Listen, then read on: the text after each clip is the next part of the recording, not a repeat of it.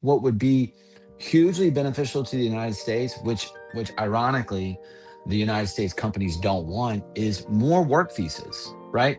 And so if you gave a massively larger amount of work visas, then you probably would eliminate the immigration problem as a whole. Billionaires and entrepreneurs who are going to want to find, how can I make the most money in my company and where can I save money? And unfortunately, they take advantage of immigrants. One of the biggest arguments of people who are not business owners, billionaires, millionaires, against visas and in regards to cheap labor is they're taking my jobs. I'm sure you've heard Mhm. this argument consistently. These Many people times. believe that these guys are taking their jobs, they're not American, they don't deserve these jobs over me. So, how do you address these people's arguments? How do you address these people's worries about the increasing work visas is more jobs that a potential person born in America cannot get? Get up earlier. That's my answer is to get up earlier. Interesting that you say that,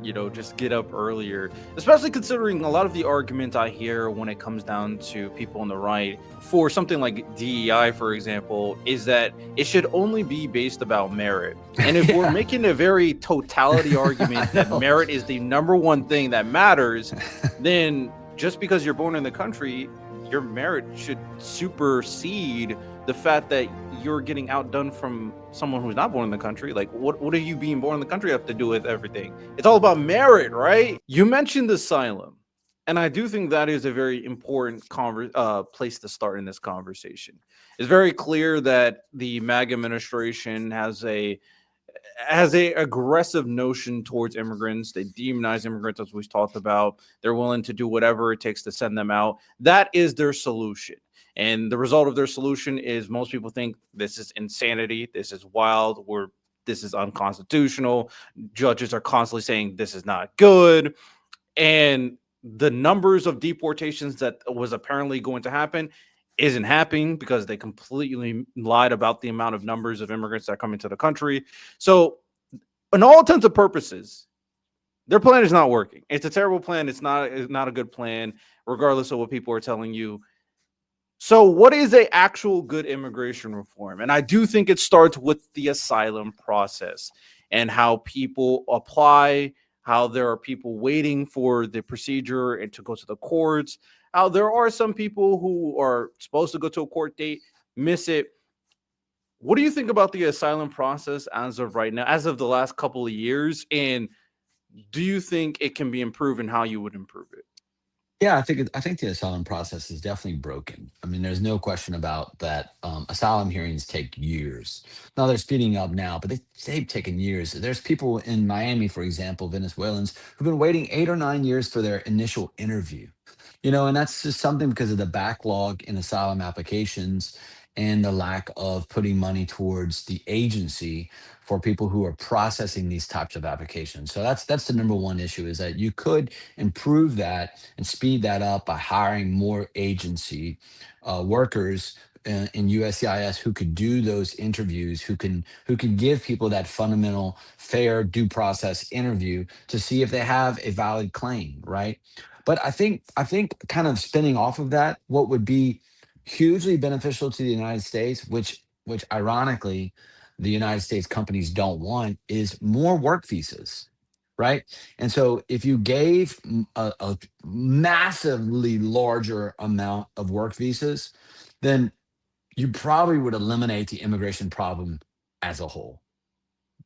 I honestly believe that. I think there are examples of asylum where it's not a strong case, and a lot of those people are supported by American companies who are working and they have jobs, and then they're here for this amount of time, and then 10 years goes by, they're waiting for their interview, and now they have children who are in fourth and fifth grade who don't even speak their native tongue, who have been integrated in the community, and they are, for all intents and purposes, American. There are the backbones of the American society. But I think they may eventually lose their asylum claim because of how difficult it is to actually win asylum. It's not easy, especially not today. And with that comes a problem, is now you have all these people who are here. You have someone who has been working in America for over 10 years or even longer. waiting for that asylum application, and then his wife is working in here, and his children are working here, and now they're married to U.S. citizens. I mean, like the list goes on. If you provided more work visas because they're working in American companies, but American companies don't want you to have a work visa. And why is that? Because then they've got to pay taxes, and they've got to pay Social Security, and they got to pay workers' comp, and they got to pay health insurance. I mean, like every single country like America has this exact same problem. America's not unique. People are like, oh, you go to Europe, you can't stay. Really? Have you been to Europe? You should go look because they have a migration problem. Every country that runs like the United States, which aren't many, but there are some strong countries have an immigration problem and have a migration problem because where there is the instance of an economy that's like this, a very, very robust economy, you are going to have billionaires and entrepreneurs who are going to want to find how can I make the most money in my company and where can I save money? And unfortunately, they take advantage of immigrants. So here is the next point of this humanitarian crisis, right? Is that you've got American companies that are driven by billions and billions of dollars in investments in Wall Street that need to see these numbers. And we're talking about construction companies, we're talking about building companies, we're talking about anything that uses massive amounts of immigrant labor. They do not want you to have enough work visas because then they have to pay the same labor costs that they would have to pay someone in America, and they would have to pay all of the ancillary payments. And they don't want to do that because then their numbers get shot. And what happens? They want to move their industry abroad. Wait, President Trump doesn't want that. He wants it here. So there's this really what's really honestly happening. And this is where I think MAGA doesn't, they'll never be willing to look at this. They're getting played because the American government doesn't actually want to deport all of these people. They need these people. So they'll pick and choose the easiest person to pick: the guy at Home Depot, the guy at Lowe's, your housekeeper, the student who's in college who just got deported. The easiest people with no criminal history to make it look like they're doing something when in the back rooms and agriculture and farms and warehouses, they're not doing that. Oh, sure, they'll get a Hyundai plant and then they'll just fill up another plant and get the same workers because the biggest donors they don't want them to. I mean, remember a couple of months ago he came out and said, wait, we shouldn't really do this enforcement on farmers, and then you never heard another word about it. Are you telling me that all immigrants that used to work on farms throughout the United States disappeared and they left voluntarily? Because I haven't seen a farm raid since. What ends up happening is they got a backroom deal by some billionaire who was like, you cannot do this. This is going to affect agriculture, commodities, money. Grocery store prices are going to continue to rise. We need this migrant labor, which is cheap labor. And so then you just kind of like they just went into a different direction. And if I was MAGA, I would want, like they claim to want, 100%. Like, hey, you came here, you broke the law, you should be deported, period. And they're getting played by their own government. That's an interesting perspective. When I hear the argument regarding visas, and I know there's different kinds of visas as well, I never heard of it or heard it based off the kind of businessman perspective. Now, obviously, I've heard of the argument of immigrants being taken advantage of, cheaper labor, they don't have to pay them as much, and there's going to become a lot of very much unsatisfied people in America, workers that are like, I can't compete with this. This guy's getting paid way less, and that's not my worth. So when it comes down to the conversation, that is interesting. It makes sense to me. I mean, we all know how much immigrants have been, well, some of us know how much immigrants have provided for the economy of America, even though people don't think they provide a lot in terms of the economy. That's just simply not true.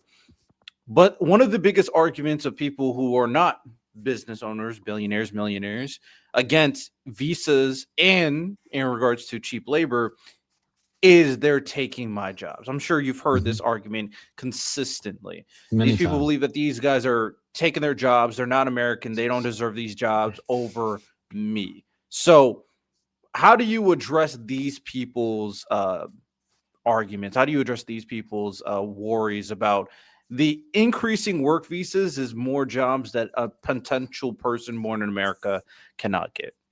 Get up earlier. That's my answer is to get up earlier. I mean, like, why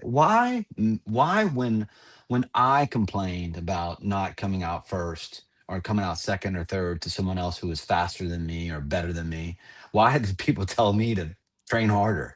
And why, when it comes to Americans, it's like, hey, you're giving away our jobs. It's like, but wait, what are you doing? How are you competing?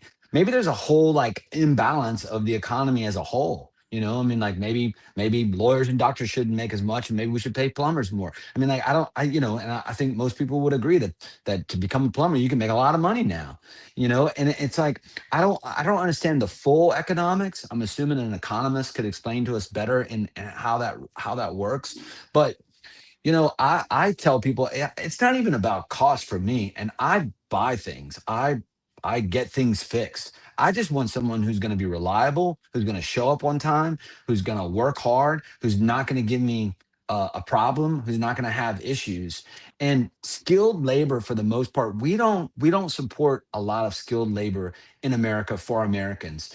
It's part of a cultural shift that happened in the 50s and 60s where we moved away and started pushing everyone into college. I told my son, I'm like, he's 21 now. He's actually in basic training still. Um, I'm like, man, you don't need to become a lawyer. You need to become an electrician or a plumber because when they come over, I mean, they could just name their price because it's not something I'm going to be able to do. It's a skilled labor that I don't have, and we don't have enough of that skilled labor. And so I don't necessarily blame the individual for saying, "Hey, you give away these work visas," but if you actually gave the work visas, then the cost would there would be an equilibrium in cost because for work visas, you've got to pay Social Security, you got to pay workers' comp, and you got to pay all of those other ancillary things, which would change the balance. But the worker themselves, I mean, look, I'm American. I was born here. I'm from the South. Immigrants work differently for the most part. It doesn't mean that Americans don't work hard. We're the greatest country in the world, and I think we're the greatest country in the history of the world. I don't believe the new liberal mantra that America is terrible. I don't believe that. And maybe that's the military guy in me. Maybe it's the fact that I've been so fortunate to live here. I love this country more than any country, and I've been to about 40 countries in my life, if not more. I think we're the greatest country in the world. And honestly, in the history of the world, I do. However, with being great comes great responsibility for all the other countries. And we've made a lot of terrible mistakes, mainly against our own human beings who are American citizens, minorities, women, and people, classes that should be protected, and the way that we've treated immigrants. I mean, the way we treat the world right now, I, I'm, I, it's very myopic view that we are having of this America first view, and it's very myopic, and it's happened before World War II, and I worry about that again. Yeah, I'm there with you. It is very concerning. And it's interesting that you say that, just get up earlier, especially considering a lot of the argument I hear when it comes down to people on the right for something like DEI, for example, is that it should only be based about merit. And if we're Yeah. making a very totality argument I that know. merit is the number one thing that matters, then just because you're born in the country, your merit should supersede the fact that you're getting outdone from someone who's not born in the country. Like, what are you being born in the country have to do with everything? It's all about merit, right? I know It's it's interesting how that works right there. It's interesting how that works. well, like, I think the reality is that, like, often some of these things that we're talking about, they're not necessarily fixable. I mean, human man is we are imperfect, and I try to do the best I can every single day, and man, I screw up there. I've screwed oh man, I've screwed up as a father so much. I've screwed up as a husband, as a boyfriend, as a son, as an employer, as an employee, but I try to do my best. So we're not infallible, right? And so the reality is that, like, I don't know if there's a perfect scenario that we can make to where all the problems get solved, but I know that we should first start with the humanitarian goal of protecting people who are less fortunate. I think that's the number one. That is literally the number one thing, is that we must start with that, and then look at things through that view. And it's going to be difficult, but if you're spending 50 billion or 100 billion or whatever it is, and now we're 54 trillion or whatever we are in debt, if you put all that money there, if you could just take an earmark a little bit of that to try to work on the humanitarian side, I think we'd see a big change. I Someone asked me, another lawyer in my office, he rents space from me and he doesn't do immigration, and he's actually a guy I went to law school with, and he was kind of pro MAGA, but now he flipped and he said now he's even more MAGA than MAGA. I don't even understand what he's saying.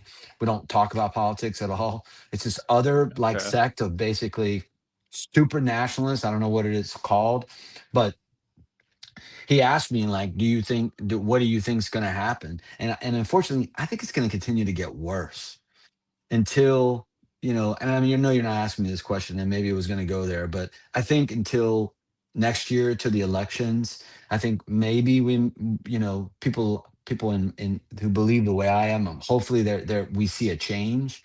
um I don't know if immigration reform comes from that. I don't know.